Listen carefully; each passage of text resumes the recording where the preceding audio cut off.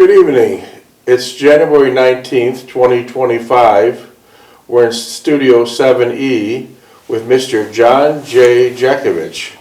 This is the 472nd podcast. Mr. Jeckovich, how are you feeling today? Well, I'm doing great. You're looking well in your brand new sweaters and shoes and pants. Sweaters and shoes. Well, they're only a day old. Okay, you're looking quite well. How are you feeling today? Great, great. I heard you had a great visitor. Amber, she's a sweetheart, yeah. Yeah, Amber Nicole Jeckovich, been stopping by about 4 days a week. It's a great granddaughter of Mr. Jeckovich, and they're like two peas in a pod. They do artwork together and read together, do a lot of nice things. It's a very welcoming situation that makes Amber very happy, makes Mr. John J. Jeckovich very happy. So you're feeling pretty good today? Oh, yeah. We're reading the last chapter in Mr. Jeckovich's book. It's about the store opening and closing.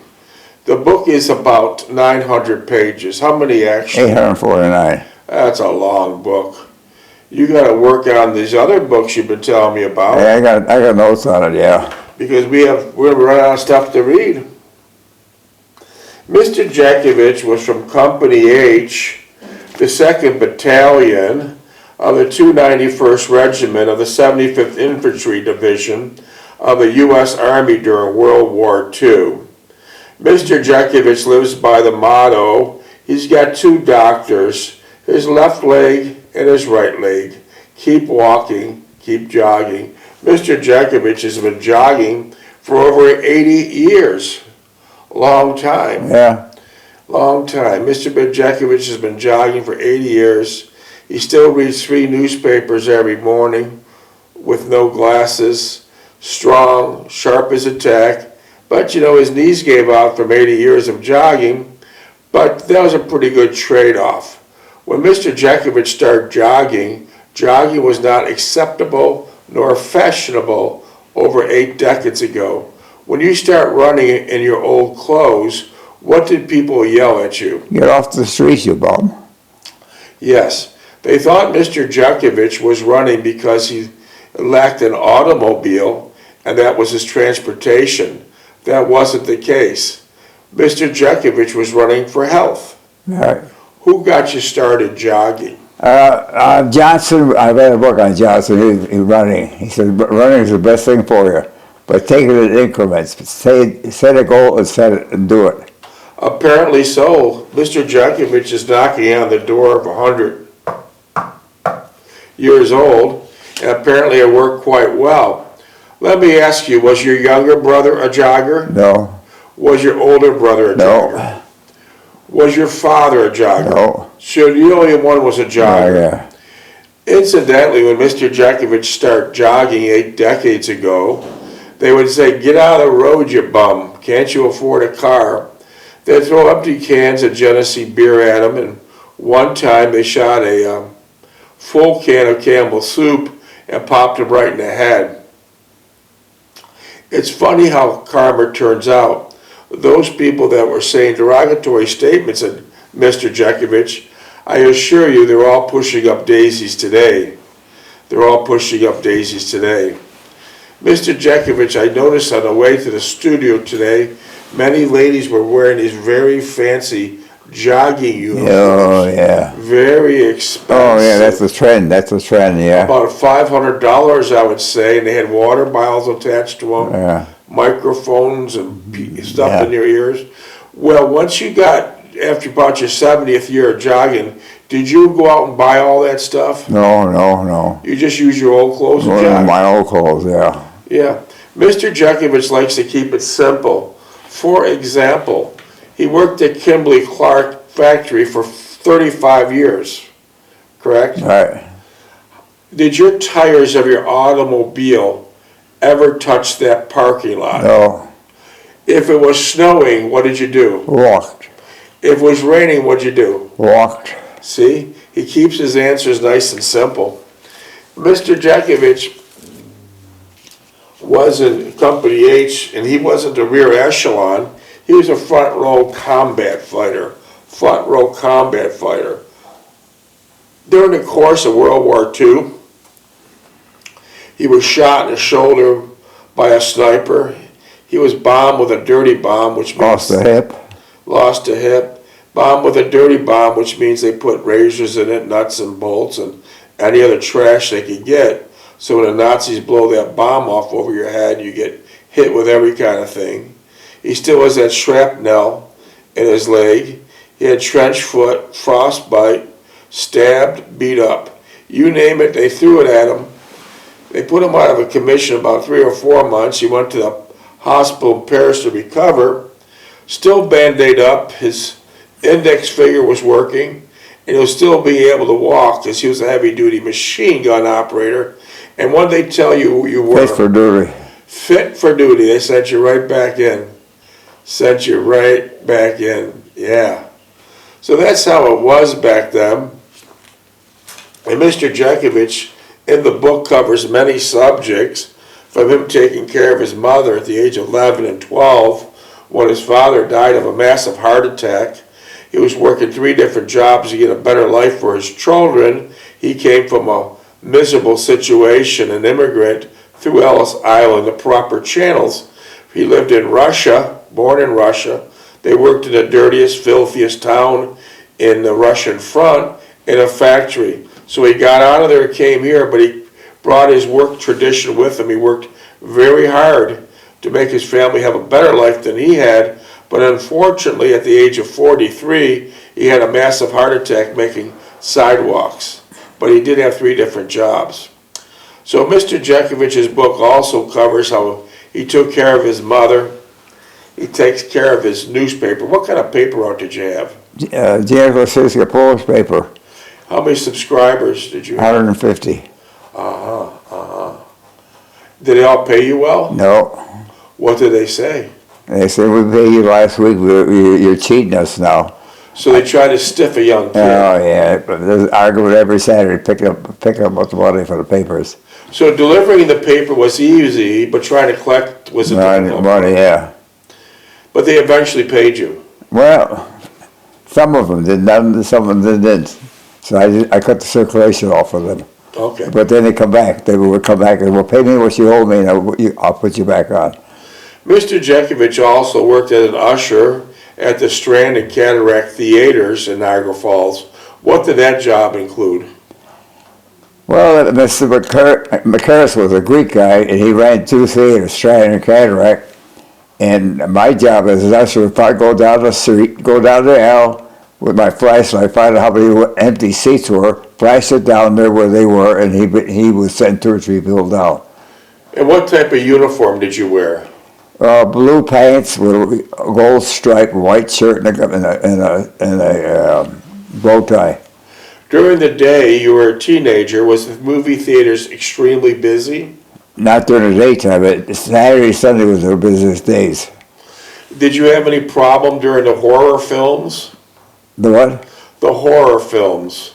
Well, the kids would come in Saturday morning for the cereals, and they got excited. They would piss their pants and they stick everything up and seriously get the damn thing cleaned up and smells the whole place up. So that happened on a regular basis. Yeah. I understand. So besides working at the movie theater, Mr. Jeckovich also worked at Croisdale's. What did you do at Croisdale's? Croisdale, when I got out of school, I was on an employment list, and they put me in with Croisdale. I didn't know my uncle worked there. What was your uncle's name? Uncle Andy, and he didn't know me because my mother and him had never associated to us. They had aunts and on. So that was your mother's brother. Yeah. Okay, tell us more. And then when I went there, they put me with him, and he didn't talk to me for a week. Not because he didn't know me, but that's just the way he was. Yeah. Then we got to know each other, and he depended on me, and I depended on him. He's a smart guy. Very little education, but he has a very smart person. Yeah. 3rd grade education. He taught you a lot about that type of work. Yeah.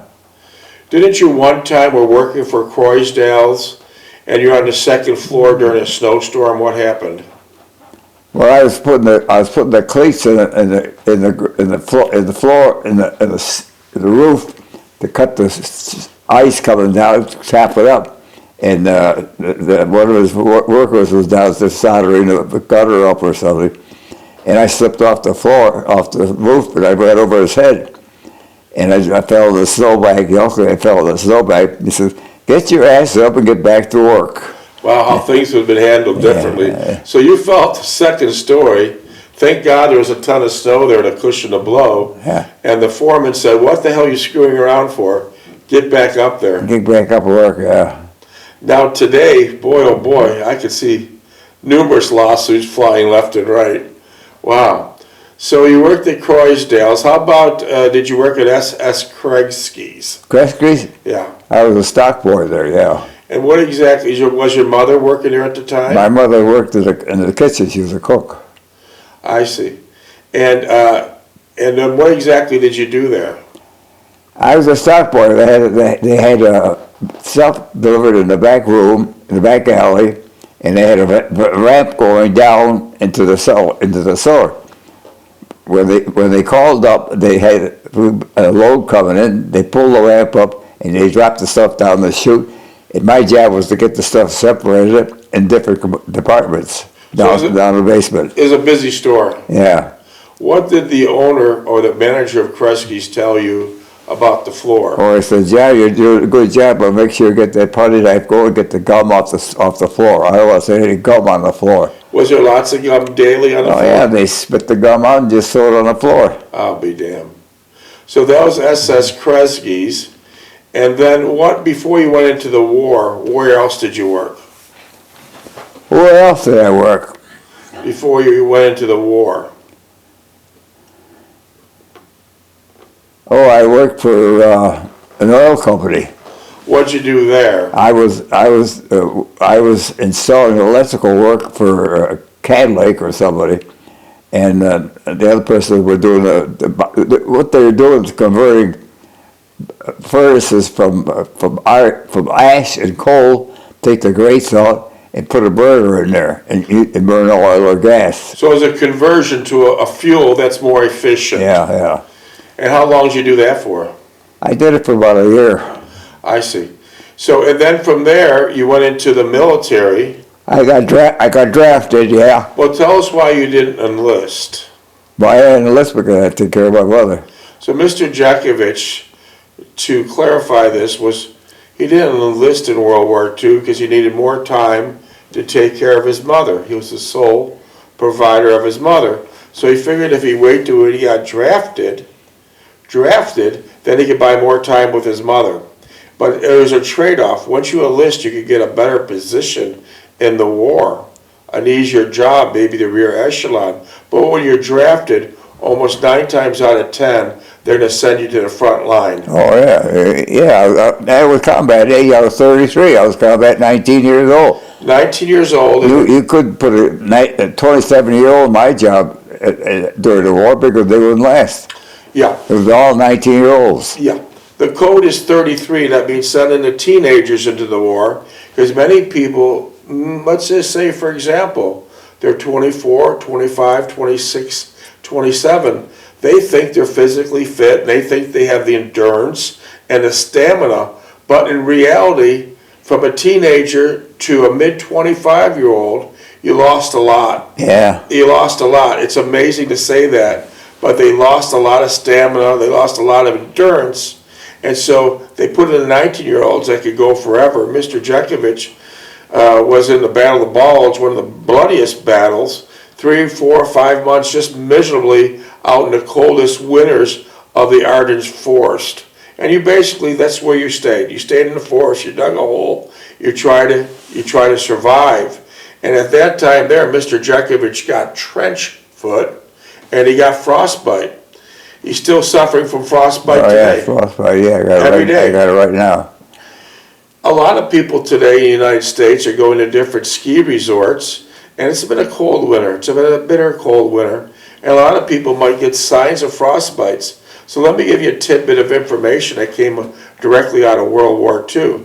If you're starting to get frostbite, don't run into the clubhouse and sit by a fire or the heat. That's the worst thing that you could do. Make a snowball and say, for example, the frostbite is on your nose. Put that put that snowball on your nose, and then it'll get your nose blood circulating again, or any other part of your body. That's a little tip that came directly from World War II. So you were in a war for many years, and by the way, the frontline combat guys don't talk much. We didn't know Mr. Jeckovich was in any battles or even the front line until 2 or 3 years ago. The guys who are talking are usually the rear echelon that never sat on the front line. Minutes, please. And so that's what we're finding out, that the guys who are actually on the front line did not talk. Huh? Yeah. And then furthermore, let me say this. Furthermore, being on the front line, Mr. Jeckovich was awarded the Purple Heart and 2 Bronze Stars. Purple Heart and 2 Bronze Stars. And after he, with many other of his soldiers, liberated Paris, because Paris was occupied by the Nazis for 4 years, and then the Battle of Bulge, and then after that, Mr. Jeckovich, with many other Allied soldiers, broke the chains and broke the gates at the concentration camps and the Holocaust camps. And what did they tell you to do once you broke the gates? Well, those mostly American soldiers that were occupied in those camps. They said, don't feed them. And why can't you feed them? Because their stomach is screwed up. They have to get back and acclimatize it. And it was horrible what these young men seen and smelled. And actually, it's undescribable what they seen. But it's still renting space in every one of their minds 6, 7, 8 times a day. Something like that will never go away. Right now, there's approximately 80,000 World War II veterans left. We start off with 16,400,000 World War II young men and women, and now we're down to a small number. Most of them are in their late 90s, early 100s, and with the combat vets like Mr. Jeckovich, there's approximately only 6,000 left, and we're losing them at a rate of 150 men per day, 150 men per day. So do the math. There it is. And then after Mr. Jeckovich got out of the war, he worked at Kimberly-Clark for 35 years. Yeah. He was an excellent woodworker. He built all kinds of things. Give us an idea what you built. Well, I built a dollhouse for Dr. Wright, for Sally, his daughter, and I built a lot of stuff at home. I remodeled a lot of stuff at home. So you were constantly doing woodworking and handyman. Yeah, when I was gradually getting the big tools too.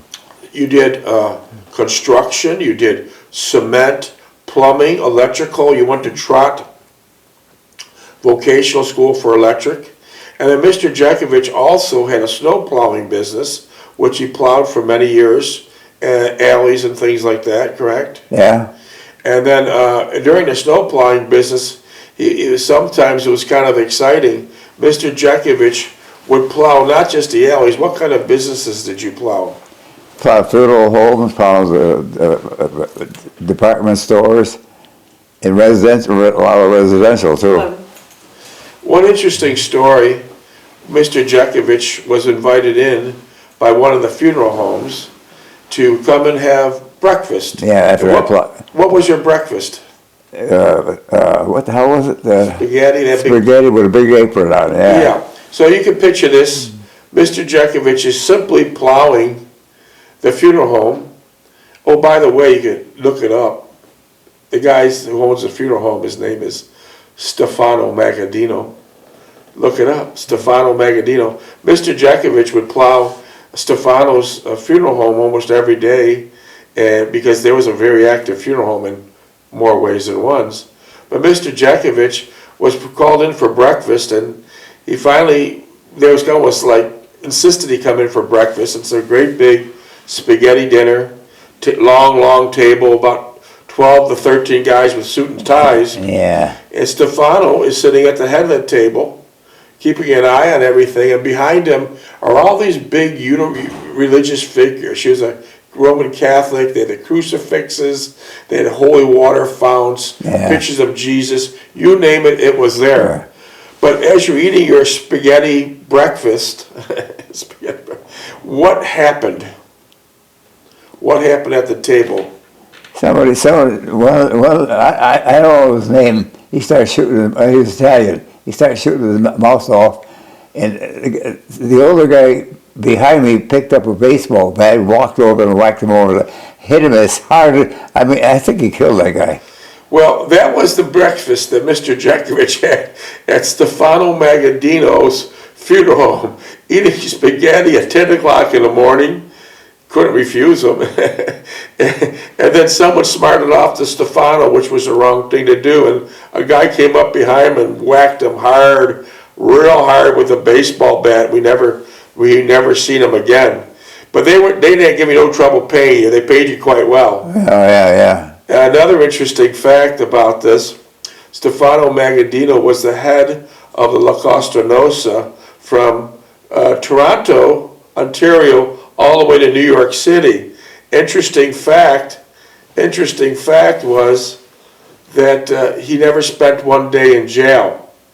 He never did spend one day in jail. Well, they were strictly family men. They loved their kids. They loved the family. They never screwed out other women or nothing. They were strictly family men. Yes, they were. And also, right down the road was Our Lady of the Rosary Church. And I remember quite well, there was a Monsignor, Stanley Ormsby, was living in about a palace. Yeah. Living in a palace. Inside his garage, he always had a brand new Lincoln, and next to the Lincoln was a brand new Cadillac. And they're always both black, courtesy of Stefano Magaddino. They're whacking people on one end, and at the same time going to church on the other. It's always been that way with the mob. Well, the nuns were in an old crappy old house that could smell the smell from the cellar coming up, and they were very happy where they lived. Very happy. It's an interesting fact, the nuns still today, the Roman Catholic nuns today, still have the vow of poverty. And what Mr. Jeckovich is saying, the Monsignor Stanley Ormsby had a palace on the same property with cooks, servants, drivers, and anything at his beckoning call. Summer homes in Florida, etc., etc. And the nuns had a vow of poverty, and they live in a very horrible-looking house. But weren't they the nicest people in the world to you? Oh, they're very loving, tender. They didn't have a bad thing to say about nobody. They were happy to be where they were. They didn't have a bad thing to say about nobody. My mother, Delphine and I, for Christmas, would give a big turkey. Or for Christmas, it was like that. We sent over a big turkey for them over there. Yeah. Another interesting fact, we won't go into it. There's many stories of Mr. Jeckovich doing the funeral homes. There's more in Stefano's. There's a lot of others. But we'll wind this part down of the funeral home plowing this way. In 1974, Mr. Jeckovich's first grandson was born in Niagara Falls, New York, on the second floor of the hospital. Memorial Hospital. Yeah, Memorial Hospital, that's correct. And then on the fourth floor, 2 steps up, unfortunately, Stefano Magaddino was dying. Yeah. So Mr. Jeckovich had a grandson being born, and Stefano Magaddino dying. Well, he was an old guy, too. But what did you say, one in and... One in and one out. Yeah, he was about 89 years old. But he treated you right, he paid you well. Yeah, It was unfortunate that you had to see what you saw. Yeah. But being in World War II, you probably shook you up, but not that bad.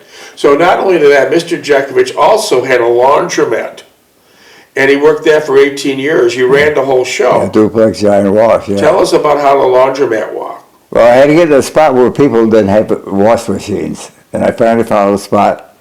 And it was in a, the local owned the building, but he didn't do anything with it for the last 10 years.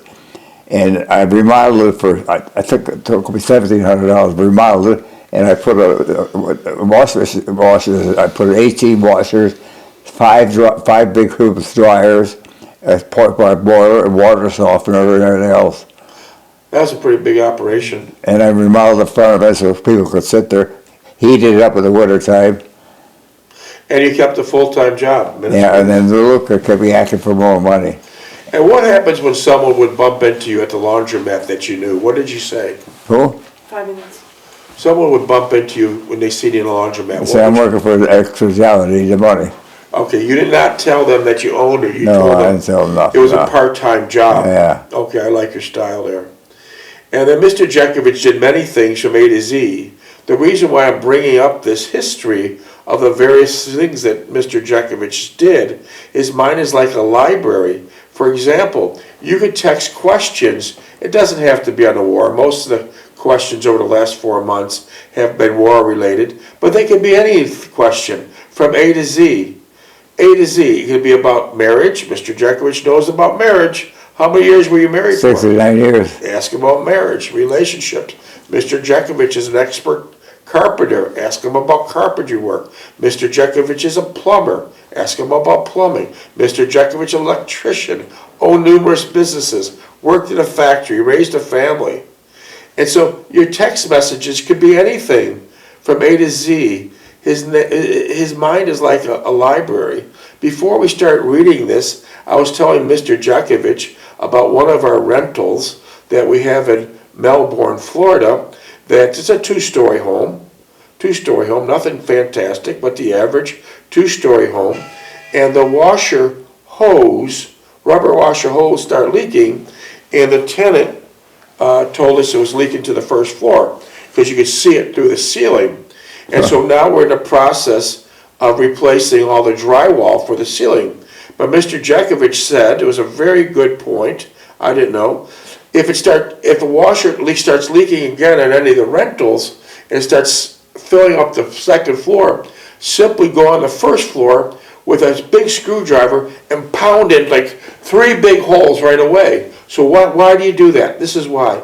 Because the water from the second floor will run simply through that hole that you pounded through the screwdriver and put a 5-gallon bucket there. You can capture the leaky ceiling from there. And why that's so important, now you don't have to replace all the drywall that's damaged in the ceiling because it's all going to run through this hole, and now you got like about as big as a 12 inches repair of the drywall. So little things like that. So ask Mr. Jeckovich any questions that you like, A to Z, and he'll be glad to answer them. His mind is like a library. Text Mr. Jeckovich at area code 407-366-0000. All texts will be answered personally by Mr. John J. Jeckovich. Text Mr. Jeckovich at 407-366-0000. Or as we stay in the beautiful state of South Carolina, Hague Point, Defusky Island, South Carolina. We're a little bit differently there. And so those in the Carolina, I'll say it differently so they understand quite clearly what I'm saying. Text Mr. Jeckovich at 407-366-0000. 407-366-0000. And so Mr. Jeckovich will return all text, and occasionally he'll call you back and speak with you. It can be any subject, A to Z. He'd be glad to talk. His mind is like a library. A guy's 100 years old. He's seen it, done it, been there. Had all types of businesses, all types of work experience. So it'll be great for someone to understand and get some first-hand knowledge that might save you a little bit of time and money in your life. A little bit of time and money in your life. 1 minute. How many? 1. Okay, so what did you like better, the laundromat or doing woodworking? I think it was a compromise. I like woodworking, it was more creative. Laundromat, I like running a business. I like running a business. You liked running the business? Yeah, there was a lot of headaches with it, but it was worth it. Definitely, I did a good job on it. Yeah, and you made a lot of good money there. Yeah. But some of the handyman or woodworking jobs, you did beautiful work, but many times you just said, don't pay me, just let it go. Yeah. You just let it go. And sometimes they even stiffed you on materials, right? Oh, yeah. They chip you on materials, Did you one time have a daughter-in-law that you built the deck for and she wouldn't even give you a Oh, that was Aunt Sophie, yeah. No, it wasn't. I put the deck up. It was in the middle of summer, hot Yeah. summer, and I told Delphi, go down